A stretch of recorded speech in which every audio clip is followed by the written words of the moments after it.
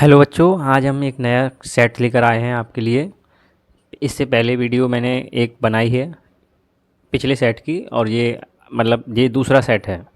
ये 31 to 1 set है, और हम आज इसमें साइंस के एमसीक्यू करने वाले हैं। 20 एमसीक्यू क्वेश्चन होंगे, जिसको आप करने के बाद आपकी जो प्रिपरेशन है वो काफ़ी स्ट्रॉन्ग हो जाएगी, और प्रीवियस ईयर क्वेश्चन पेपर से कई सारी चीज़ें पूछी जाने वाली हैं आने वाले जो पेपर होगा आपका 2026 में। तो ये सीरीज, ये वीडियो आपके लिए बहुत इंपॉर्टेंट है। ज़्यादा से ज़्यादा वीडियो बच्चों को, ये जो भी बच्चे देख रहे हैं वो अपने फ्रेंड्स को शेयर कर सकते हैं, जिससे क्या है कि उनको भी हेल्प मिलेगी और आपको भी अच्छा लगेगा कि ये क्वेश्चन आपके लिए कितने इम्पोर्टेंट हैं। तो आगे हम क्वेश्चन 1 से शुरू करते हैं। यहाँ पर सेक्शन ए क्वेश्चन नंबर 1 दे रखा है। तो इसमें क्या करना है, इसमें देखते हैं। The correct balance chemical equation show exothermic reaction in which natural gas burn in air. मतलब इसमें ये बोला गया है एक्सोथर्मिक रिएक्शन बतानी है, ठीक है, जब हम नेचुरल गैस को एयर में बर्न करते हैं तो वो बैलेंस बतानी है, ठीक है। तो नेचुरल गैस आपको पता होती है, नेचुरल गैस मीथेन को बोला जाता है। तो सारे ऑप्शन जो दे रखे हैं इसमें, इन सभी में मीथेन कॉमन है, CH4 CH4 CH4 CH4। और इसको किसके प्रेजेंस में बर्न किया जा रहा है? ऑक्सीजन की प्रेजेंस में, यानी कि जब किसी चीज़ को बर्न करते हैं। ये चैप्टर 4 से लिया गया है, कंबशन रिएक्शन का पार्ट है। और जब किसी चीज़ को बर्न करते हैं उसमें से हीट एंड लाइट एनर्जी भी मिलती है। तो एनर्जी 2 पोर्शन में दे रखी है। ये आपका 50% हो जाता है कि ऑप्शन बी और सी इन दोनों में से ही एक सही होने वाला है। सॉरी, बी और डी इन दो में से एक सही होने वाला है। तो इसमें कौन सा क्वेश्चन, कौन सा रिएक्शन सही हो सकता है वो आपको गैस करना है, ठीक है। तो यहाँ पर अगर हम देखते हैं सभी ऑप्शन को, तो option D is right answer, ठीक है। कौन सा ऑप्शन राइट होने वाला है? Option D is right. क्यों होगा? क्योंकि वो बैलेंस है, ओके। वो बैलेंस है और बैलेंस हमसे पूछा गया था, तो इसीलिए ऑप्शन डी राइट हो जाता है यहाँ पर। नेक्स्ट क्वेश्चन देखते हैं हम इसमें। Question number 2, the warning sign shown in the given figure must invertibly be display on the container which contain hydroxides of। यानी कि ये क्वेश्चन 2 से लिया गया है, चैप्टर से। क्वेश्चन नंबर 2 है वो chapter 2 acid base and salt से लिया गया है। इसमें पूछा गया है कि ये एक वार्निंग साइन है और ये किस तरह के हाइड्रोक्साइड के कंटेनर पे पेस्ट होता है। तो इसका ऑप्शन मिलेगा आपको सी, यानी कि सोडियम के कंटेनर पे, ओके। क्योंकि sodium is highly reactive metal, sodium बहुत हाईली रिएक्टिव मेटल्स है। तो उसके प्रोटेक्शन के लिए ये साइन बना के देते हैं, जिससे पता चल जाए कि अंदर जो भी कंटेनर के अंदर जो भी मटेरियल है वो बहुत ज़्यादा रिएक्टिव है। Question number 3, a body of human being work with in the pH range of. तो ह्यूमन बीइंग जो है वो किस pH रेंज में काम करता है उसकी बॉडी? तो ये है ऑप्शन सी। क्वेश्चन नंबर 3 का जो ऑप्शन है ऑप्शन सी होगा, ओके। ये आपका pH chapter acid base and salt से लिया गया है, chapter acid base and salt से लिया गया है। तो वीडियो आपको अच्छा लगेगा आई थिंक, और ये काफ़ी हेल्पफुल है बेटा आप लोगों के लिए। और ये आप ज़्यादा से ज़्यादा शेयर ज़रूर करें। इसका ऑप्शन कौन सा हो जाएगा? सी हो जाएगा। Chapter 4, aluminium powder is used in the thermite welding because. ये चैप्टर 3 से लिया गया है, आपका मेटल एंड नॉन मेटल से, थर्माइट रिएक्शन से लिया गया है। और इसमें लिखा है कि aluminium powder used in thermite welding because, यानी कि थर्माइट वेल्डिंग में ऑक्सीजन पाउडर का यूज क्यों करते हैं, क्यों करते हैं। तो इसमें 4 ऑप्शन दे रखे हैं, चारों को हम रीड करते हैं। First, it's reaction with iron is highly exothermic, यानी कि आयरन के साथ इसकी रिएक्शन हाईली एक्सोथर्मिक रहती है। कि when it is heated with iron third oxide molten iron is obtain. Third option में क्या लिखा है कि when it is heated with iron third oxide molten aluminium oxide is obtain to joining the railway tracks. D option में क्या लिखा है कि it's melting point is low as compare to iron and molten alloy of iron and aluminum is formed on heating, which is used to join the railway tracks. तो 4 options यानी कि चारों options हमने पढ़े हैं, option A, B, C and D. तो इन सभी ऑप्शंस को देखते हुए I think B option is right. यहाँ पर बी ऑप्शन राइट होगा। क्यों होगा? क्योंकि व्हेन इट इज़ हीटेड, यानी कि इट इज़ हीटेड का मतलब है कि एल्यूमिनियम पाउडर को आयरन थर्ड ऑक्साइड के साथ हीट करते हैं तो मोल्टन आयरन इज ऑब्टेन, यानी कि एक लिक्विड आयरन हमें मिलता है जो कि रेलवे ट्रैक्स को ज्वाइन करने में काम करता है। तो बी ऑप्शन राइट होगा इसका। थर्माइट रिएक्शन से लिया गया है और ये chapter 3 acid base and salt से पूछा गया है। Sorry, chapter 3 metal and non metal chemistry. Question number 5, 2 metals zinc and tin are dissolve separately, यानी कि 2 मेटल्स को सेपरेटली डिज़ोल्व किया जाता है इन डेफिनेट प्रोपोर्शंस इन मोल्टन कॉपर, यानी कि कॉपर के अंदर दोनों को सेपरेटली अलग अलग डिज़ोल्व किया जाता है। To obtain two different alloy respectively known as, यानी कि दोनों से हमें एलॉय मिलता है और वो एलॉय क्या होगा? जिंक एंड कॉपर का एंड टिन एंड कॉपर का। तो इसका क्या ऑप्शन होने वाला है? इसका ऑप्शन होगा, जैसे अगर हम फर्स्ट को देखते हैं तो bronze and brass. B option देखते हैं brass and solder. C option देखते हैं ब्रास एंड ब्रॉन्ज। और डी है आपका solder and bronze.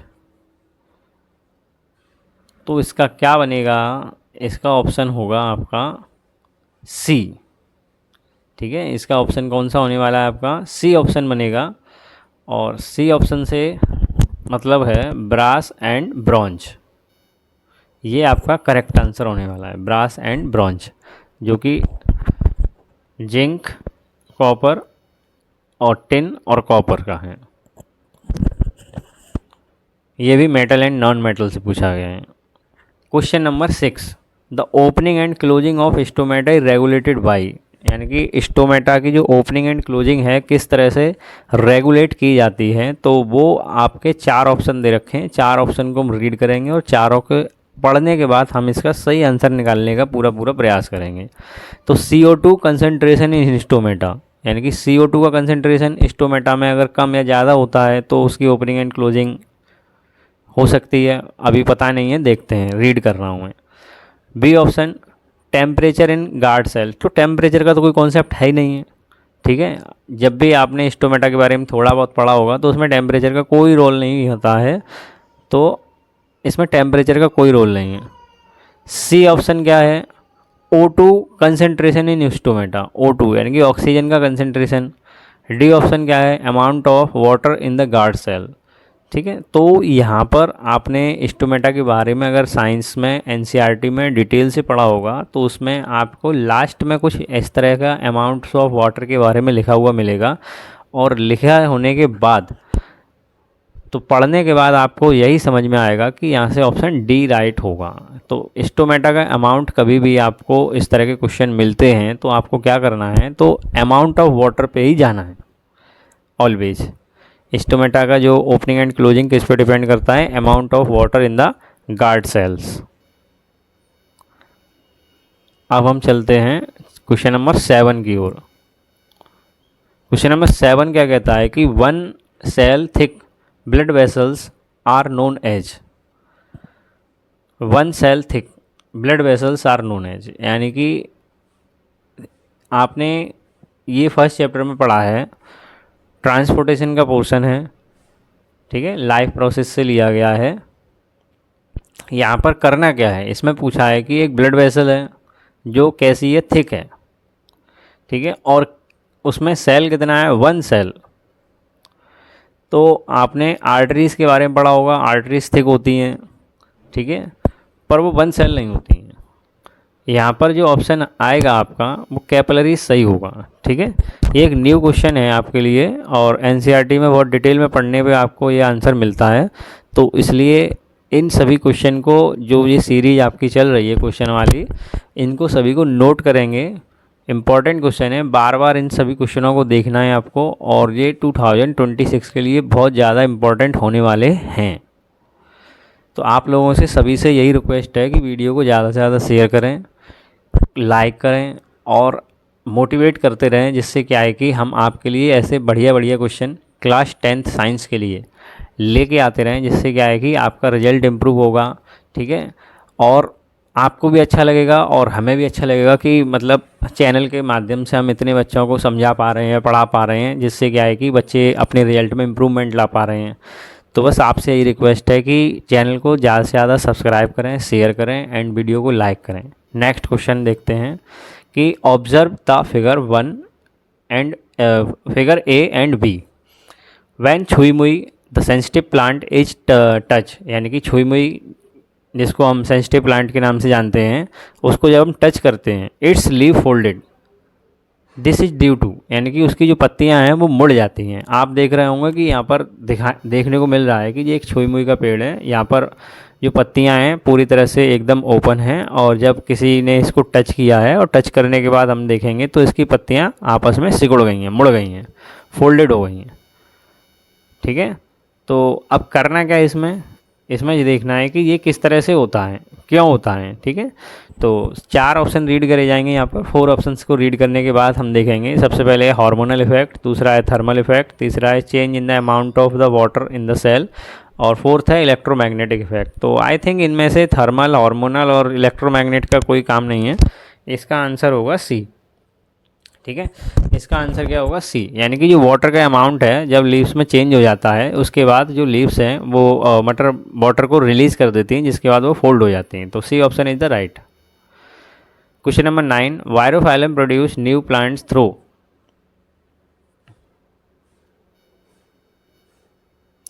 वायरोफाइलम produce new plants through, यानी कि ये 4 ऑप्शन हैं, आप लोगों को थोड़ा टाइम दिया जाता है, आप इसका करेक्ट ऑप्शन लगाएंगे, और मुझे मालूम है कि आप लोग इसको कर लेंगे क्योंकि बहुत सिंपल है, रिप्रोडक्शन वाले चैप्टर से लिया गया है, असेक्सुअल रिप्रोडक्शन का पार्ट है, वेजिटेटिव प्रोपोजिशन के अंदर आता है। ठीक है, और इसमें आप करेक्ट ऑप्शन ढूंढ सकते हैं, बता सकते हैं कि किस तरह से आपको ये आंसर करना है। Apical word, vegetative word, flower producing and fruits, तो मैंने इसका आंसर दे दिया है, बी ऑप्शन करेक्ट होगा इसका। क्वेश्चन नंबर 9 का बी ऑप्शन करेक्ट हो जाएगा, क्योंकि ये वेजिटेटिव प्रोपोगेशन का पार्ट है, लीफ से नए प्लांट की फॉर्मेशन की जाती है। Question number 10, the number of chromosomes in cell division is half, यानी कि सेल डिवीजन में नंबर ऑफ क्रोमोसोम्स को क्या कर दिया जाता है, half. This kinds of cell division is observe in, इस तरह के सेल डिवीजन कहाँ पर ऑब्जर्व किए जाते हैं, तो ये ओवरीज और टेस्टिस दोनों में ऑब्जर्व किए जाते हैं। तो इसका ऑप्शन क्या होगा, सी ऑप्शन होगा, सेल का division. Question number 11, the absolute refractive index of 2 medium x and y are 6/5 and 4/3 respectively, then the refractive index of y with respect to x will be. तो refractive index यानी कि light वाले chapter से लिया जाता है, refraction से लिया जाएगा। तो जब इसको सॉल्व करेंगे तो बेटा इसका एक करेक्ट आंसर देखने को मिलता है हमें, तो और इसका करेक्ट आंसर होगा 9/8।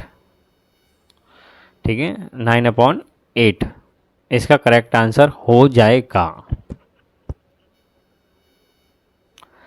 एंड ऑब्जेक्ट इज प्लेस, अगर जैसे आपको क्वेश्चन नंबर 11 समझने में प्रॉब्लम है तो आप इसका कमेंट कर दीजिए, मैं आपको इसका एक डिटेल वीडियो बना के सेंड कर दूंगा, वीडियो अपलोड कर दी जाएगी। ठीक है, तो जैसे कुछ न्यूमेरिकल क्वेश्चन इसमें आ रहे हैं तो उनको यहाँ पर अभी डायरेक्ट सॉल्व नहीं किया जा सकता, इनके केवल मैं आपको ऑप्शन बता सकता हूँ। जैसे आपको लगता है कि ये मुझे समझ नहीं आ रहा है, कैसे होगा, तो आप इसको कमेंट में मतलब पेस्ट कर दीजिए, तो आपको इस क्वेश्चन का वीडियो बना के अपलोड किया जाएगा।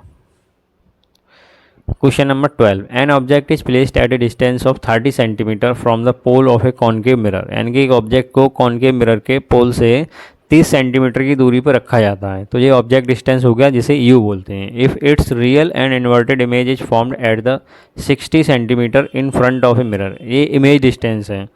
इमेज कैसी बनने वाली है, real and inverted. The focal length of the mirror is, तो यहाँ से हमें फोकल लेंथ मिरर की फाइंड करनी है, तो फोकल लेंथ कैसे निकाली जा सकती है, चलिए देखते हैं। ठीक है, इसका क्या आंसर होगा? इसका आंसर होगा 20 -20, यानी कि option B is right answer. Okay, same अगर आपको ये क्वेश्चन नहीं समझ में आया है, इसका आप कमेंट में डालिए, वीडियो दिया जाएगा आपको।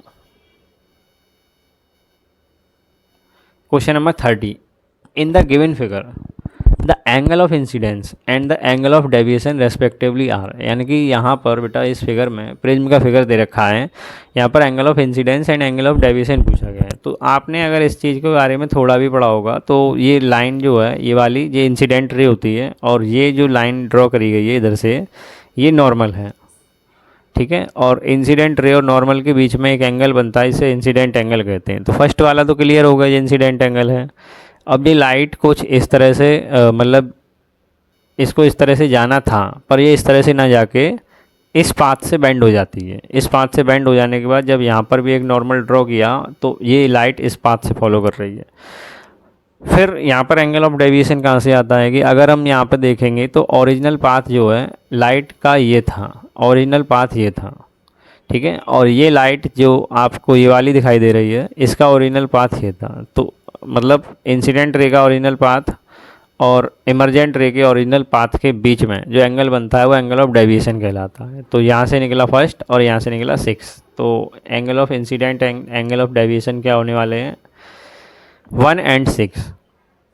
Okay, question option number D is the right. 14 पे आ जाते हैं। An electric bulb is connected to a power supply of 220 volt, यानी कि 220 की सप्लाई पे एक बल्ब को कनेक्ट किया जाता है। If the current drawn by the bulb from the supply is 500 milliampere, यानी कि करंट कितना ड्रॉ किया जा रहा है वहाँ से? 500 milliampere. The power of the bulb is, तो सबसे पहले बेटा यहाँ पर मैं आपको एक बात समझाना चाहूँगा कि बोर्ड में कुछ इस तरह से ही आपको कन्फ्यूजन करने के लिए मिली में या और भी यूनिट्स में आपको करंट या और भी चीज़ें दी जाती हैं। तो सबसे पहले इनका कन्वर्जन समझ लीजिए किस तरह से कन्वर्जन होता है। पहली बात आपको एक बात यहाँ पे क्लियर कर दूँ कि जो भी चीज़ें यहाँ पर आती हैं वो एनसीईआरटी से ही आती हैं, एनसीईआरटी के बाहर कुछ नहीं आएगा।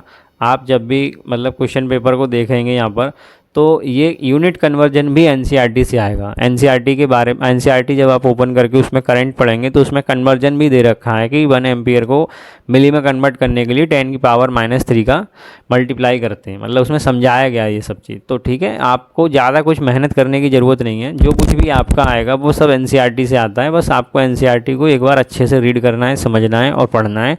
बार बार आप एनसीईआरटी का रिवीजन करेंगे तो आपका पेपर बहुत अच्छा होने वाला है। और प्रीवियस ईयर क्वेश्चन अगर आप लगाते हैं इस चैनल के माध्यम से, एनईपी क्लासेस के माध्यम से, तो मतलब आप ये समझ के चलिए कि आपके 90+ मार्क्स कहीं नहीं गए हैं साइंस के लिए। तो 100% श्योर हैं आप इस बात के लिए अगर आप हमारे साथ जुड़े रहते हैं और चैनल के साथ हमेशा मतलब लाइव मतलब वीडियो देख के पढ़ते रहते हैं तो आपको 90+ मार्क्स आपके कोई नहीं रोक सकता, ये मैं गारंटी के साथ आपसे कह सकता हूँ। चलिए, तो इसका सही ऑप्शन निकालते हैं। सही ऑप्शन क्या होने वाला है क्वेश्चन नंबर 14 का? तो यहाँ पर 110 हो जाएगा इसका आंसर, क्योंकि पावर निकालना है और पावर का फॉर्मूला होता है V = VI, और काफ़ी और फॉर्मूले होते हैं। V²/R होता है और I² × R भी होता है।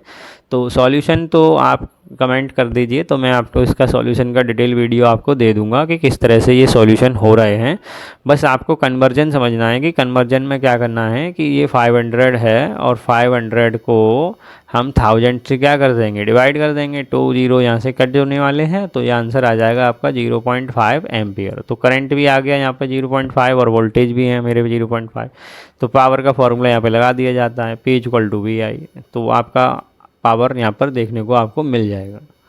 चलिए नेक्स्ट क्वेश्चन की तरफ बढ़ते हैं हम, क्वेश्चन नंबर 15। और क्वेश्चन नंबर 15 में देखा गया है कि 4 आइडेंटिकल रजिस्टर्स, यानी कि 4 एक जैसे रजिस्टर लगे हैं जो कि 12 ओम के हैं, connected in the series to form a square ABCD, यानी कि इनको सीरीज में ज्वाइन करने के बाद एक स्क्वायर बनता है ABCD as shown in the figure. The resistance of the network between the 2 point 1 and 2, यानी कि 2 पॉइंट हैं 1 और 2, इन दोनों पॉइंट के बीच में मुझे टोटल रेजिस्टेंस कैलकुलेट करना है कि किस तरह से ये कैलकुलेट होगा। तो इसका आंसर निकलेगा, इसका आंसर आएगा 9 ओम। जब आप इसको टोटल कैलकुलेशन करते हैं तो इसका 9 ओम आंसर आता है, ठीक है। तो वही पुराना मतलब कि अगर आपको इसका डिटेल समझना है तो एक बार आप वीडियो कमेंट में कर दें कि मतलब मुझे इस क्वेश्चन की डिटेल चाहिए, ठीक है, तो आप इसके वीडियो देख सकते हैं। चलिए नेक्स्ट देखते हैं क्वेश्चन नंबर 16। इसमें लिखा है identify from the following a group containing all non biodegradable substance, यानी कि एक ग्रुप है जिसमें सारे के सारे नॉन बायोडिग्रेडेबल सब्सटेंस दे रखे हैं। नॉन बायोडिग्रेडेबल मतलब ऐसे सब्सटेंस जो कि डिकम्पोज नहीं हो सकते हैं। तो क्या हो सकता है इसका आंसर, तो आपको समझ में आ रहा होगा इसका आंसर देखने से। देखो सबसे पहले एक एक करके इसको रीड करना शुरू करते हैं। तो लेदर डिकम्पोज हो सकता है, तो ये नॉन बायोडिग्रेडेबल नहीं है। कॉटन, वुड, ये सारे के सारे डिकम्पोज हो सकते हैं, ये नॉन बायोडिग्रेडेबल नहीं है। फर्स्ट ऑप्शन में मैंने आपको लेदर बताया था, ये डिकम्पोज हो सकता है। तो डी में भी लेदर है, ये भी डिकम्पोज हो सकता है। तो ये 3 ऑप्शन कैसे हैं आपके डिकम्पोज होने वाले हैं। तो बचा कौन सा आपका, ऑप्शन सी, ये डिकम्पोज नहीं हो सकता और यही आपका राइट आंसर है। अब आइए क्वेश्चन नंबर 17 पे। असर्शन एंड रीजन चलने वाले यहाँ से। The metal high up in the reactivity series can not be obtain from there compounds by heating with carbon, यानी कि ऐसे कंपाउंड्स जो रिएक्टिविटी सीरीज में हाई हैं, ऐसे मेटल, उनको कार्बन के साथ हीट करके ऑब्टेन नहीं किया जा सकता, ठीक है। तो आपको ये बताना है कि ये ऑप्शन सही है या गलत है। अगला देखते हैं। Displacement reaction can also be use to obtain a metal, यानी कि किसी भी ऑब्टेन मेटल को ऑब्टेन करने के लिए हम किसका यूज़ करते हैं, डिस्प्लेसमेंट रिएक्शन का यूज करते हैं। तो बेटा यहाँ पर ये दोनों ऑप्शन करेक्ट हैं। ए असर्शन भी सही है और रीजन भी सही है, पर जो रीजन है वो असर्शन का करेक्ट आंसर नहीं है, तो इसलिए option B is the right.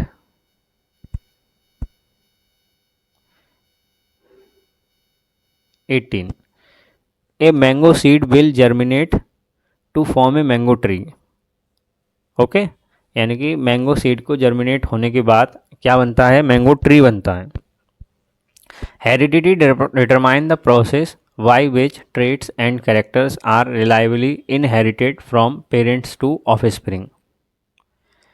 ये दोनों करेक्ट हैं और इसका सही ऑप्शन होगा ए, ठीक है। इसका सही ऑप्शन कौन सा होने वाला है, ए ऑप्शन सही होगा इसका। 19, क्वेश्चन नंबर 19 क्या बोल रहा है। क्वेश्चन नंबर 19 है आपका कि nichrome is an alloy, right है, निक्रोम एलॉय होता है, which is commonly used in the electrical heating devices such as electric iron toaster ETC. एकदम सही है, इसमें कोई गलत नहीं है। निक्रोम एक एलॉय होता है और इसका यूज हम इन सब चीज़ों को बनाने में करते हैं। Resistivity of nichrome is high and its resistance decrease with the increase in temperature. Its resistance decrease with increase in temperature. बस यही ऑप्शन यहाँ से गलत हो जाता है बेटा, क्योंकि रेजिस्टेंस टेम्परेचर के डायरेक्टली प्रोपोर्शनल होता है। टेम्परेचर इंक्रीज करने पे रेजिस्टेंस भी इंक्रीज करता है। तो ये बोल रहे हैं डिक्रीज होगा टेम्परेचर को इंक्रीज करने पे, ये गलत है, यानी कि रीजन गलत है, असर्शन सही है। तो इसका ऑप्शन सी हो जाएगा। ऑप्शन कहाँ से देखने, ऊपर आपकी एक जो टेबल बनी है जिसमें 4 ऑप्शन लिखे हुए हैं ABCD, वहीं से इन सारे सवालों के ऑप्शन देखने होते हैं। क्वेश्चन नंबर 20 पे आ जाइए। Animal will get energy if they eat coal as a food. मतलब एनिमल अगर कोल को ईट कर रहे हैं तो फूड की तरह, तो उनको एनर्जी मिलेगी। तो ये मुझे कुछ समझ में नहीं आ रहा है इसका, ठीक है। इस पर रीजन क्या है, specific enzymes are needed for the break down of particular food, यानी कि किसी पर्टिकुलर फूड को ब्रेक डाउन करने के लिए स्पेसिफिक एंजाइम्स चाहिए होते हैं, ठीक है। अब इसका क्या होने वाला है कि स्पेसिफिक एंजाइम्स, तो अब खाने को ब्रेक डाउन करने के लिए, जैसे आपने मान लो कुछ खाया है और फिर बाद में शुगर खाया है, कुछ भी और खाया है, तो हर फूड को ब्रेक डाउन करने के लिए अलग अलग एंजाइम नहीं होते हैं। सभी को ब्रेक डाउन करने के लिए एक ही तरह के एंजाइम होते हैं जो हमारी बॉडी में पाए जाते हैं। तो रीज़न तो गलत है और रीजन के बाद ऑप्शन और असर्शन सही है कि एनिमल अगर कोल को अगर फूड की तरह ईट करते हैं, तो अगर नहीं करते हैं तो उनका एनर्जी नहीं मिलेगी, ठीक है। Animal will not get energy if they eat coal as a food. तो ये सही है, इसमें कोई बुराई नहीं है। कोल को खाया नहीं जा सकता और ना उसको एनर्जी गेन की जा सकती है, ठीक है। तो ये assertion is right and reason is wrong. तो यहाँ से ऑप्शन बनता है सी। तो ये 20 क्वेश्चंस थे। 20 क्वेश्चंस यानी कि अभी तक मैंने टोटल आपको 40 क्वेश्चंस कराए हैं। इससे पहले एक वीडियो अपलोड की गई है, वो आप देख सकते हैं। और ये 20 क्वेश्चन की वीडियो जो है अब नेक्स्ट वीडियो आपकी और अपलोड की जाएगी। इस तरह से आप अगर मेरे साथ जुड़े रहेंगे तो मैं आपको 20-20 करके ये क्वेश्चन आपको सॉल्व कराता रहूँगा। अगर आप एग्ज़ाम से पहले इन सभी क्वेश्चनों को देख के पढ़ के जाते हैं, समझ के जाते हैं, तो I think this is good for your 2026 exam. अगर आप रेगुलरली भी इस वीडियो को देख रहे हैं तो ये भी आपके लिए बहुत अच्छा होने वाला है, क्योंकि मतलब जितना आप क्वेश्चन के साथ जुड़े रहेंगे, क्वेश्चन को समझते रहेंगे, आपको उसके ऑप्शन और ऑप्शन से रिलेटेड जो भी वर्ड्स हैं वो आपको समझ में आएंगे और आप अच्छा कर पाएंगे, आई होप। ओके, तो वीडियो यहीं पे एंड किया जाता है और आगे की वीडियो फिर से आपको दी जाएगी नेक्स्ट 20 क्वेश्चन की। और आप जिस बच्चे ने अभी तक ये वीडियो नहीं देखा है या पहली बार ये देख रहा है, तो इससे मैं उससे ये कहूँगा, इससे पहले की वीडियो और है 20 क्वेश्चन की, उसको भी वो देखे एक बार ज़रूर।